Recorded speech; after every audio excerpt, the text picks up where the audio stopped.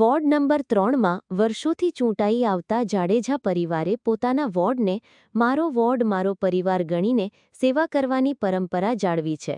વરસાદના કારણે સોનલનગર વિસ્તારમાં રસ્તા પર કાદવ કીચડ થતાં સ્થાનિકોને ભારે હાલાકીનો સામનો કરવો પડતો હતો.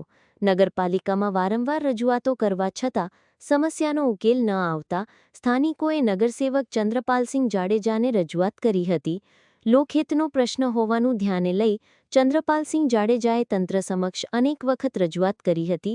તેમ છતાં પરિણામ ન આવતા તેમણે સ્વખર્ચે સોનલનગરમાં કાદવ કીચડ દૂર કરાવી સિલિકોન કાંકરી પાથરાવી હતી.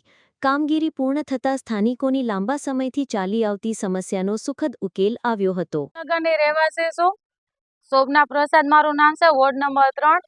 અમને ગાળા કીચડને ચોમાસાના લીધે બહુ અમારા વોર્ડમાં ગાળા કીચડ થતું હતું.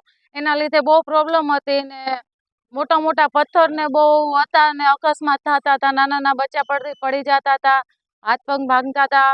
પછી વૃદ્ધાઓને બહુ નુકસાન થતું હતું. એના લીધે અમે ચંદ્રપાલસિંહભાઈને જાણ કરી કે અમારા સોનલનગરમાં આવી સમસ્યા છે. એટલે તાત્કાલિક જ ચંદ્રપાલસિંહ ભાઈએ તાત્કાલિક અમારું સાંભળ્યું ને સોનલનગરમાં આખા સોનલનગરમાં કાંકરી પાથરી આપી. એનો ખૂબ ખૂબ આભાર માનું છું. અને ગમે ત્યારે એની ટાઈમ અમારે નાની મોટી સમસ્યા હોય તો એની ટાઈમ અડધી રાતે પણ કોલ કરીએ તો હાજર હોય છે. મારું નામ લાલો, હું સોનલનગરનો રહેવાસી છું. વોર્ડ નંબર 3 મારો છે.